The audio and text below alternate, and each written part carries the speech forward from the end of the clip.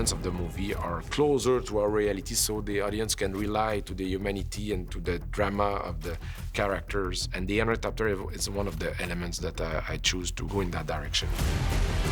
In the book, it's described as kind of a plane that use a propelling system that looks like a bird.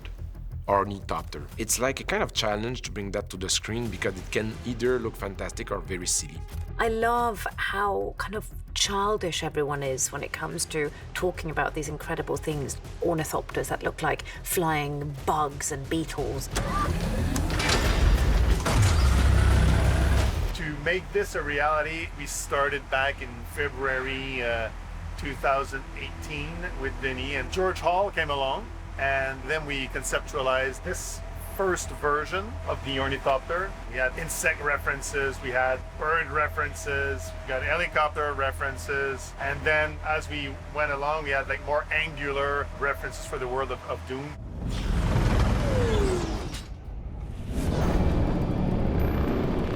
The biggest challenge was Frank described something that flapped and, this futuristic propulsion on Arrakis. I think it was because of the outlawing of thinking machines, so he wanted something kind of low-tech. So I would start doing these little sketches and then start kind of really designing the mechanics of it first and then making that into a shape. What I have in front of me are some examples of my final Ornithopter illustration. But the process goes from sketch to drawing, then I will model it in 3D, then come back to drawing, get notes from Denis that may be more otherworldly or more functional. I was trying to get closer to the idea of an insect instead of a bird, because there will be a feeling of power and a feeling that will look more realistic. We were getting closer to a dragonfly cross-mix with a helicopter.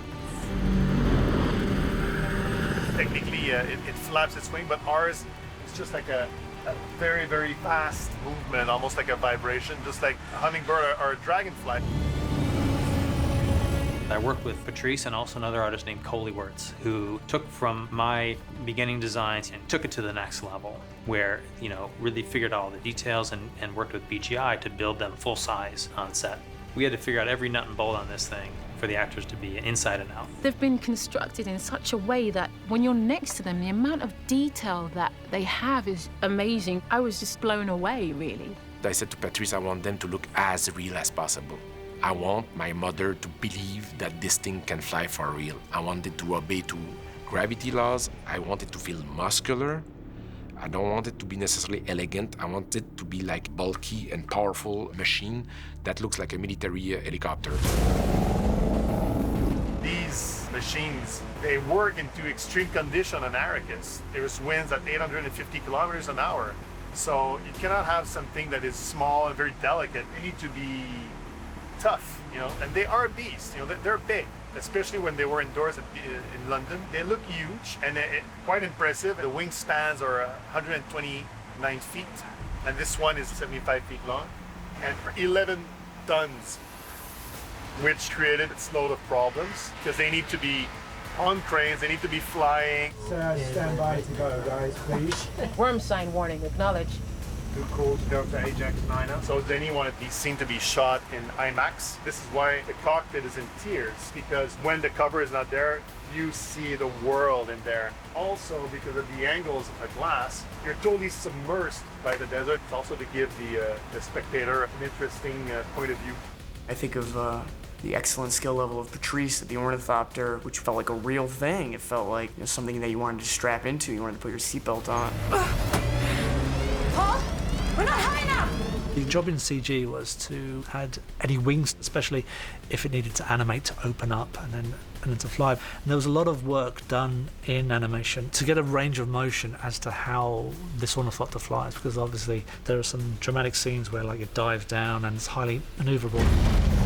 And also, you have people like Duncan Idaho who, you wanted to give it a certain swagger as well as he flew. One thing which we did do to try and keep things believable is that we did a lot of helicopter work.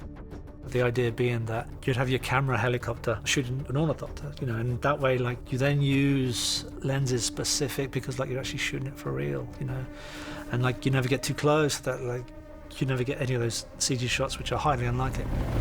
There's so many ideas in the movie that are complex, are foreign. or strange, that I wanted the audience to have some ground at some place so they can feel some kind of familiarity. And we came up with that shape that I deeply love, that is very unique.